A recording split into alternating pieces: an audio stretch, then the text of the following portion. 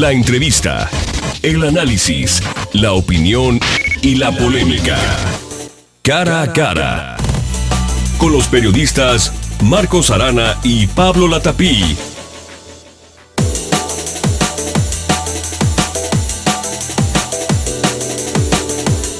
Le saludamos con mucho gusto, bienvenido. Esto es Cara a Cara, el programa de análisis, programa de opinión aquí en Zona 3 y sobre todo programa de diálogo, este espacio que tengo la suerte, yo soy Pablo Latapí, su servidor, que tengo la suerte de compartir con mi compañero y amigo Marcos Arana. Marcos, ¿cómo estás?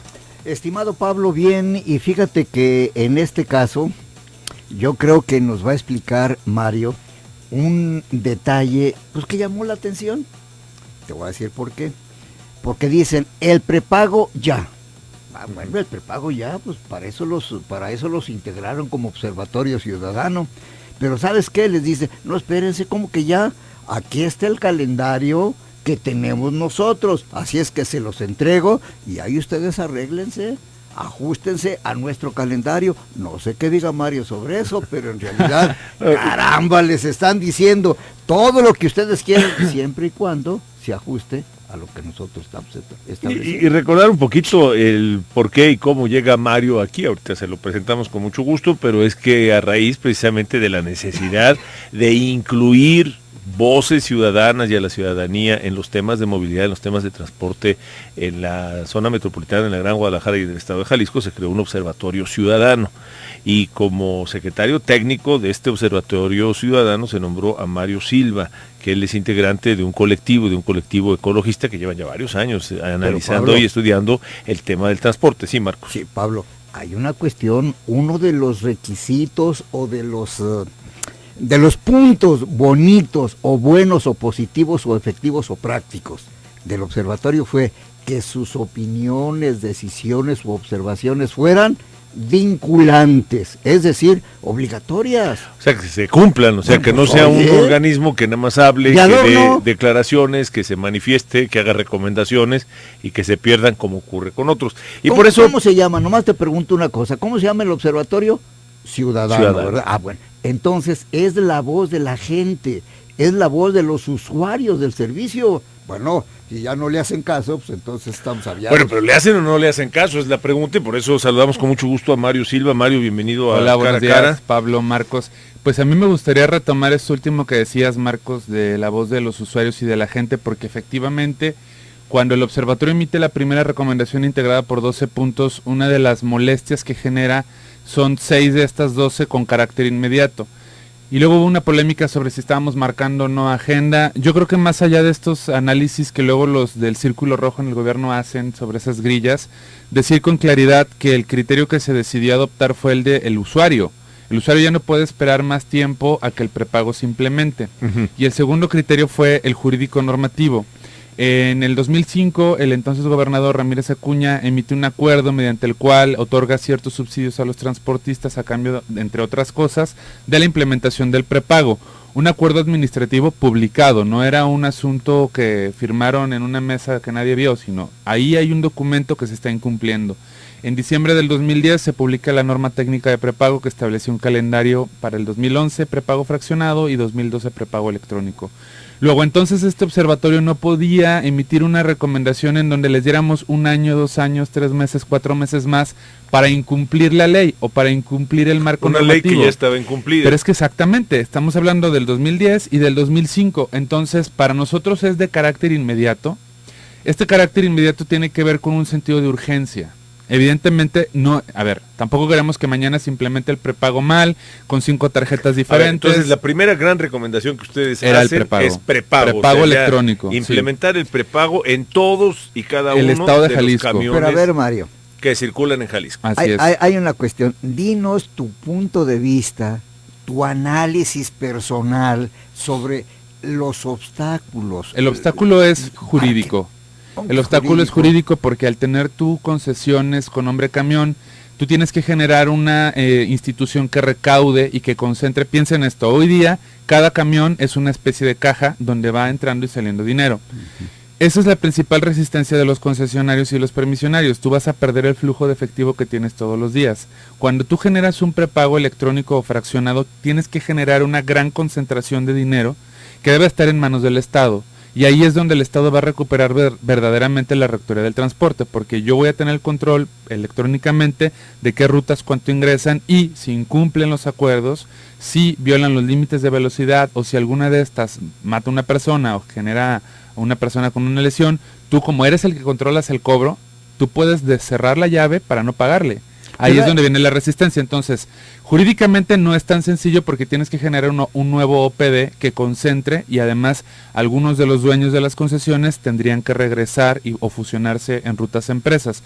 No va a ser fácil el electrónico, en cual sí tienen la posibilidad hoy día ya de empezar a implementarlo de manera inmediata, el fraccionado. ¿Cuál es el fraccionado? Pones una alcancía, como funciona en el pretren y en el tren eléctrico y en las estaciones de macrobús, depositas los 7 pesos, porque estas están cobrando 7 pesos, y ya, se acabó el problema. Ese es el primer paso, porque cuando hablamos de prepago, no estamos hablando que inmediatamente la tecnología entre, y deben de coexistir el electrónico y el fraccionado, porque si tú un día te subes al camión y no traes la tarjeta, pues tendrás que pagar con manera fraccionada. ¿Cuál es la ventaja? Porque al final de cuentas no cobra el chofer. La caja... No, claro. La caja que trae el chofer en su camión. Son pasos de integración. El primer paso aquí es que tú le estás quitando al chofer el tema de cobrar. O sea, él no mete mano en la caja. Él no mete mano, no, porque además tiene un torniquete, si se han subido a pretren ustedes lo pueden ver. Caja. Pero tiene un torniquete que se libera cuando tú depositas el dinero, ¿sí? Entonces, el fraccionado puede empezar ya. El electrónico tiene otras características, sobre todo el electrónico, además de que le quita al chofer este tema, te permite hacer integración tarifaria, integración modal, que tú con una tarjeta puedas transbordar gratuitamente de un sistema a otro o cobrándote la mitad. Los adultos mayores y las personas con discapacidad o estudiantes tendrían ciertas ventajas que ya no tienen que estar sujetas a las ganas o no de los transportistas. ¿Hasta qué punto el propio conductor puede ser un obstáculo que no quiera? Mira, ¿por qué? Porque ahí tiene sus ganancias, ahí hombre. Hay sentimientos encontrados, te voy a explicar. Los concesionarios se oponen a perder el flujo diario, pero por otro lado saben que el 30% del boletaje lo pierden porque no hay un control real del boleto. Quienes andamos en camión nos pasa mucho que te dan boletos planchados, que les llaman, porque los recogen cuando cierran una primera vuelta y van dando boletaje que ya habían entregado, y entonces se van quedando con cierto dinero algunos de los choferes. En ese sentido, los concesionarios son conscientes que necesitan o el fraccionado o el electrónico para cortar ese flujo, porque el chofer no tiene ningún acceso a las cajas, en el caso del fraccionado. Entonces, bueno, son muchas ventajas. Yo creo que aquí hay que saber explicar por qué necesitamos el prepago, por seguridad, por eficiencia y por una serie de factores. Pero repito, regresando a la recomendación, hoy día la recomendación se puede cumplir con el prepago fraccionado. Y podemos ir dando los pasos que se tengan que dar para el electrónico, que se puede esperar un poco más, pero de carácter inmediato, nosotros en la recomendación decimos, cúmplase con lo que ya se acordó de manera inmediata, tiempos, y Mario. Empecemos con fraccionado. ¿Cuándo se crea el observatorio? ¿Cuándo hace su primera recomendación? ¿Y qué está pasando Empezó con esa recomendación? El 8 de abril del 2011 se instala formalmente el 11 de abril y nuestra primera recomendación sale el 8 de mayo. Y después, el 8 de mayo, ahora ya pues, van a ser casi 20 días. Tuvimos una primera reunión con el secretario de Movilidad y su equipo la semana pasada.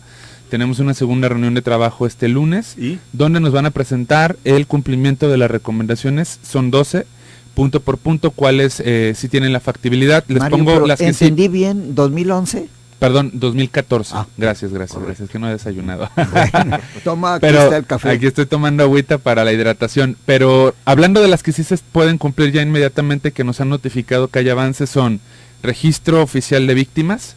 Ya hay la información y los elementos necesarios para tener un registro oficial que nos permita al observatorio tener una materia de observación, que es el seguimiento a los casos de familias y personas afectadas. Número 2, el sistema de quejas y resolución de las mismas. Hoy día tú tienes un sistema de recepción, pero tú no sabes qué pasa si tú te quejas de la ruta 634, si hubo sanción, si sacaron la unidad o no. Ya hay un avance para esto y ya se va a presentar también el sistema de seguimiento a quejas. El prepago fraccionado, que traemos el estira y el afloja de que nosotros queremos que ya y ese es el punto más complicado. Es el más complicado. Estas tres que llevo son de carácter inmediato. El tema de ruta modelo, que ya no sea un programa de gobierno, sino sea un proceso de certificación con los usuarios y con otras entidades sociales y universitarias que estén fiscalizando a la ruta modelo, no a la 13 que operó, sino todas las que se certifiquen. ¿Por qué razón?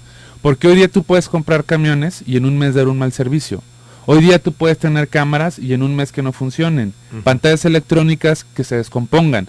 El tema de la calidad en el transporte es algo que debemos de evaluar de manera permanente y sostenida cada mes, el observatorio. El observatorio tiene que participar en esta parte. Entonces, ruta modelo, mandamos, porque finalmente es un mandato más que una recomendación, que se convierta en un programa de certificación. También pedimos que no se compren más unidades hasta que tengamos el paquete de normas que describan calidad. Aquí ya entramos en una primera controversia. ¿Va a ser una NOM? Un paquete de normas, no es nada más una. Ya se publicó el 9 de mayo la de características del transporte. Nosotros estamos planteando otra de evaluación de calidad en el servicio, porque hoy día no hay un concepto objetivo que te permita decir qué es calidad y qué no es calidad. Nosotros lo intuimos, nosotros lo sabemos, pero no podemos llegar a fiscalizar, o la propia autoridad no puede llegar a detener si no tienes un concepto que te diga incumpliste en tales y tales aspectos, uniformados con pantallas y con 2, 3 cosas. Eso no es calidad en el transporte. Este tema del paquete de normas se ordenó que al 8 de junio, es decir, ya la próxima semana, bueno, de la próxima un poco más, se tengan incluidos en los reglamentos y los nuevos paquetes de normas que nos permitan evaluar esto. También eso más o menos está caminando y tal vez se pase una semana o 2, no exactamente el 8. Y las otras se las digo, las más polémicas vienen después. Y nos tienes que platicar también por qué se molestó el señor gobernador. Ya. Hacemos una Platicamos. pausa, es cara a cara, regresamos.